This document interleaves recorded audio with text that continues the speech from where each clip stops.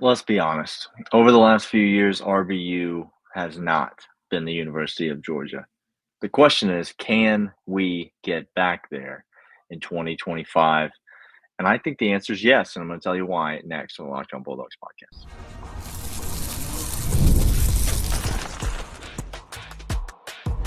You are Locked On Bulldogs, your daily podcast on the Georgia Bulldogs.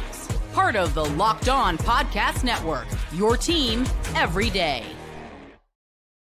What's up, everybody? So glad that you are here. Thanks for being a part of the show. Welcome to the Locked On Bulldogs podcast, your team every day, part of the Locked On Podcast Network.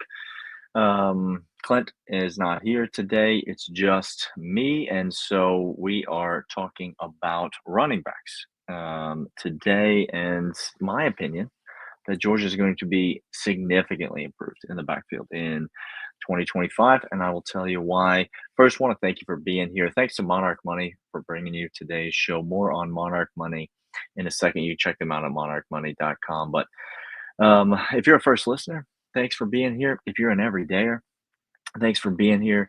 If you're part of the 199, if you stay till the end to the third segment, a loyal third segment listener, we really appreciate you being here as well. You're the reason that this podcast goes. I'm traveling. Clint and I are doing some traveling, and so recording together is a bit more difficult. But we're doing our best to continue to bring you content along the way. So hopefully we're going to be able to do most of the shows together. But I'm here today. Clint was here at the end of the week last week, but hopefully we'll sync up our schedules soon. As I mentioned, talking about running backs today, Georgia had a very interesting offseason when it comes to the backfield, running backs in particular. It was supposed to be a fairly boring offseason. It turned out to be eventful. I'm going to talk about that. I'm going to talk about who I think the running backs are going to be in this backfield. And then I'm going to talk about an overall outlook for the position as a whole as we head into the summer, get ready for fall camp, which is still a little ways away, but there's no, it's never too early to start thinking about it. So, as you know, Georgia's offseason when it comes to the backfield was interesting. We thought that the offseason was going to go like this. Trevor Etienne goes to the NFL, makes his decision, spends 1 year at Georgia, does some nice things at Georgia. At times, he was our best offensive player last year. That's not saying a ton because the offense as a whole last year wasn't very good. It was pretty bad, actually, in large stages. And we've talked about that extensively outside the top 50, 14th in the SEC in rushing. Third down conversions were bad. Red zone efficiency was terrible. The offense wasn't very good last year. Now, that's not all on Trevor Etienne in the backfield, but Trevor Etienne was one of the productive players on Georgia's offense, did some nice things, only spent 1 year in Athens. We knew that we were losing him. The emergence last year of Nate Frazier as a true freshman was a bright spot in terms of the 2024 offense. And we thought that was going to kind of be it, right? You had Roderick and Branson, the Robinsons, coming off injuries. And so how would their health progress? We lose Etienne. We bring back Nate Frazier. We bring back both Robinsons. We bring back Chauncey Bowens. We bring back Dwight Phillips. The backfield's got plenty of talent in it. And so it'll just be a matter of guys getting healthy and Kirby and Mike Bobo finding a way to utilize them. That's not the way that the offseason went. Branson Robinson obviously transfers out of the program. And, Clint and I have talked about this a little bit, but it's not that big of a surprise. Branson Robinson was certainly falling down on the depth chart because of all the injuries that he sustained. He was never able to recapture the magic of his freshman season in Georgia's national championship year in 2023, 2022, 2023. And so he leaves, and you think, okay, well, Georgia's a little bit thin at running back now. You got Nate Frazier. You got Roderick Robinson coming off injuries. You obviously have Cash Jones.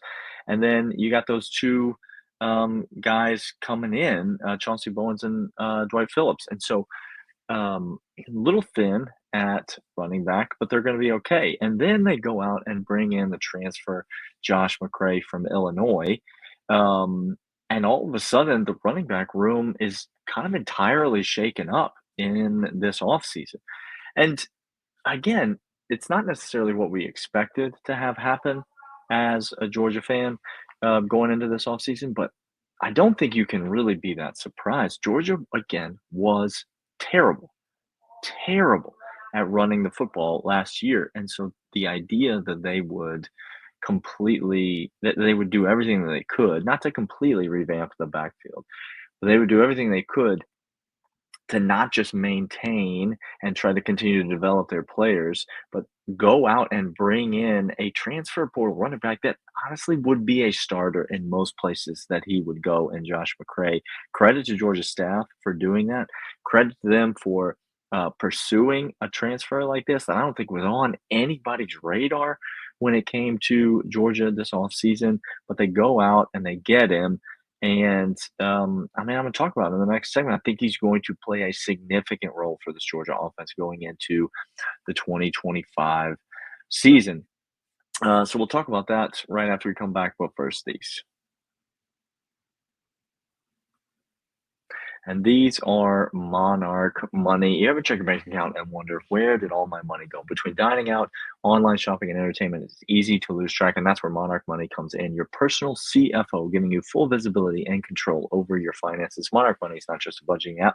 It is a complete financial command center. You track all your accounts, investments, and spending in one place. Stop managing your money and start building wealth.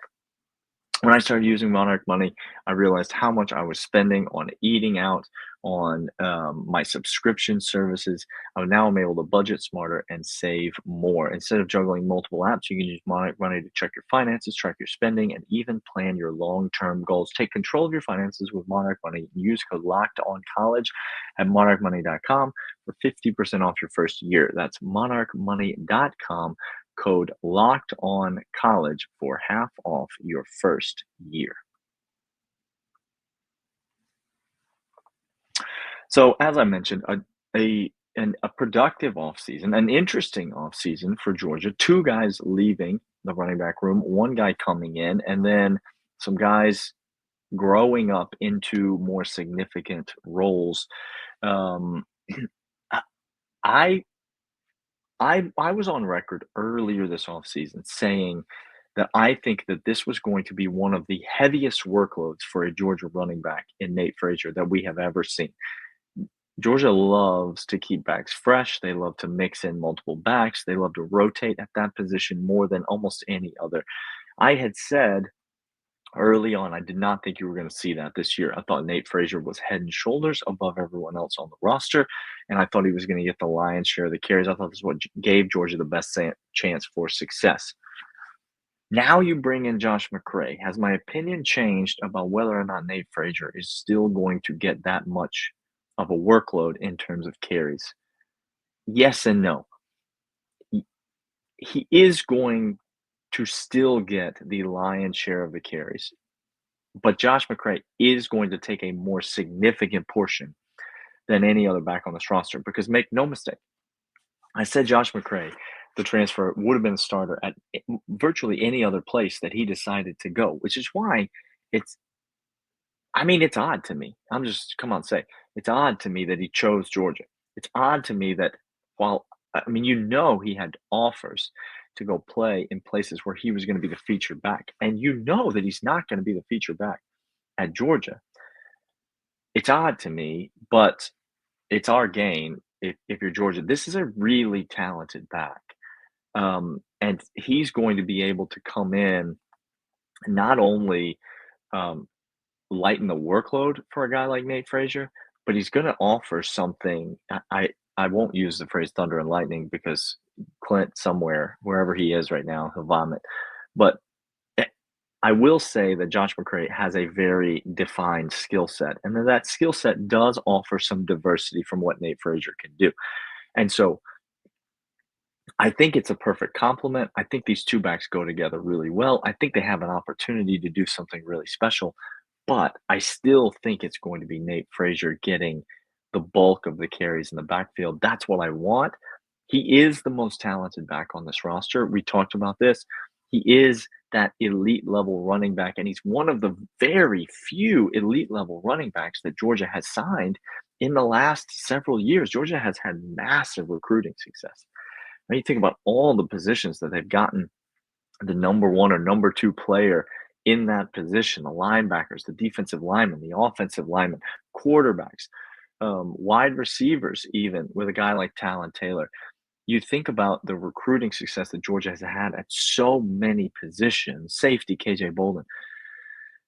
In the last handful of years, Georgia has not had one of these high level top one or two in the class backs, except for Nate Frazier. He is the one. And yes, we like Chauncey Bowens. Yes, we like guys like Dwight Phillips. Yes, we like Roderick Robinson. Yes, we like Branson Robinson. But Nate Frazier is a more talented back, a more highly thought of back, not just by recruiting services, but by guys like Kirby Smart, guys like Nick Saban, who said on game day he had him as the number one back in the country the year that he came out of high school. Nate Frazier is a bit of a different cat. I still think he gets the lion's share of the carries, but now that Josh McCray is there, you really have two starting running backs, two high-level starting running backs. And again, when Georgia has been elite running the football, they have had two really good, or even three really good running backs. And so Georgia is in that position. Again, they're in a position where they could potentially roll out two NFL running backs on this roster. I really do think both of those guys are NFL running backs. And that's going to put them in a position to succeed. We'll talk about that more in the third segment. Now let's get to the rest of the guys on the depth chart, because this is where I think if we're not careful, we're going to fall into the wide receiver room from last year syndrome, which is this: depth. Decent to above average depth does not necessarily indicate success for your football team. That is to say, a lot of guys that are more than capable or pretty darn good or would be a decent option, a lot of those guys is virtually useless when you're trying to be a championship level team. That was Georgia's problem last year. They had a lot of receivers that were pretty good, I guess. But they didn't have anybody that was really good. They didn't have anybody that was elite. They went out, they tried to correct that. We'll talk about that more. We'll do an episode breaking down the wide receiver room. That's not what we're talking about today. What I'm saying now is Roderick Robinson, Chauncey Bowens, Dwight Phillips. Do I like these backs? Yes, I do. Do I think each of them brings something unique to the table? Yes, I do. Did I think that Chauncey Bowens was going to get a lot of carries this year before we signed Josh McCray? Yes, I did. Do I like Roderick Robinson? And am I happy that he's the Robinson that stayed and that Branson Robinson's the Robinson that transferred? Yes, absolutely.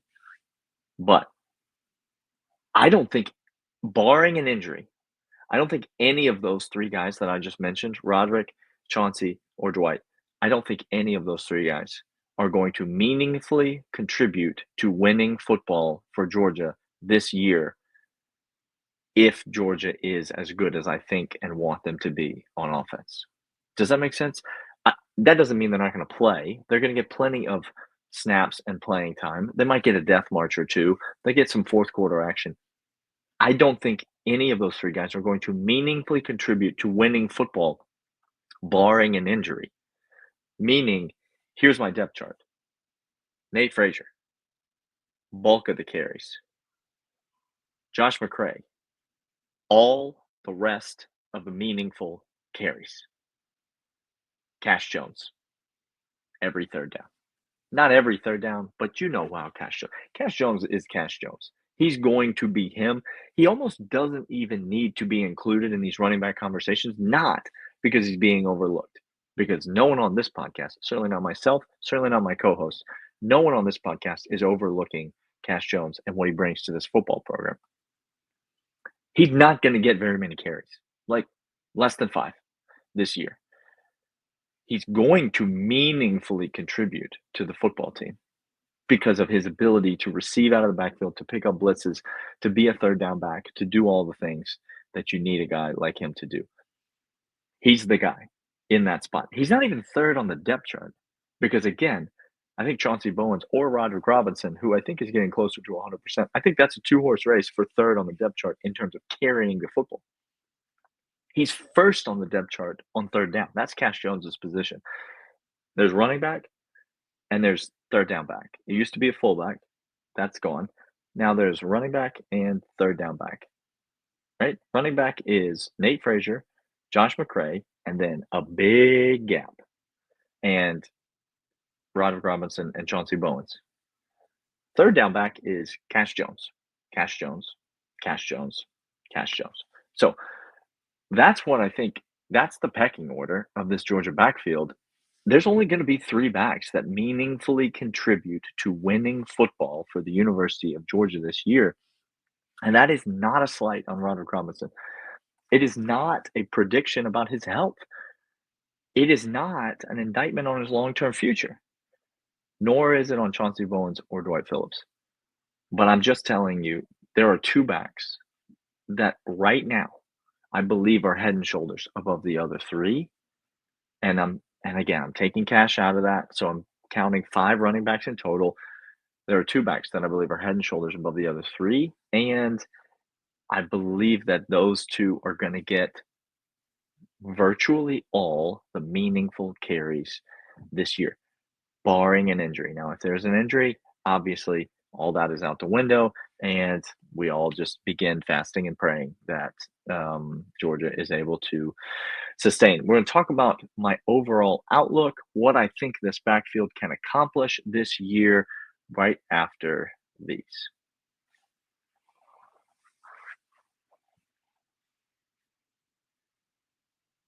So I told you I think Georgia's really a two-headed monster when it comes to the running back room. I think it is Nate Frazier. I think it's Josh McCray. I think those guys every meaningful carry. I think you're going to see Cash team and play winning football just like we know he can. No one has any fears of Jones. No one has any reservations about what he does. As long as they don't try to do something with Cash Jones that he's not capable of doing, a la run the football, then no one's going to have a problem with that. And I don't think its coaching staff's going to do that, because if they were going to do that, they would have done it last year when the offense was absolutely terrible. There are way better options in the backfield for that this year. So the big question, is Georgia going to get back to being RBU this year? Are they going to have a bounce back year running the football? And I think the answer is unequivocally yes. I think Georgia is going to be a really good running football team this year, and I'll give you a couple of reasons why. One, they are vastly more talented this year than they were last year. Here's my reasons for that. I think Josh McCray is better than Trevor Etienne, full stop. They're different players. They do different things. If I had to choose one of them today to put on my football team, it would be Josh McCray, and I would not hesitate. Full stop. I think he's a better player than Etienne. Also, Nate Frazier is a year older and a year more physically ready and a year more accustomed to SEC football. And so you're going to get a much better version of Nate Frazier this year than you did last year. So you've got a better option than your number 1 back last year. A better guy is now your number 2 back this year. And the guy that was your number 2 back last year is going to be, I think, leaps and bounds ahead of where he was in the campaign last year. And so Georgia is going to be improved on that front. Second point, the offensive line. Now, I know that we lost 4 starters on the offensive line. I know that we lost all 3 interior players on the offensive line. I know that they were very good and they were drafted. I'm just here to tell you, I got a feeling about this offensive line. I like the guys that are there. I really, really like Micah Morris. I really like the idea of running behind Micah Morris all year long. And so I think the offensive line is at least going to be comparable to what they were last year, if not markedly improved. To be honest, Georgia needs them to be improved, but that's another episode. So if they are comparable, then the third reason I think Georgia is going to be improved when it comes to running the football this year is because of Gunnar Stockton.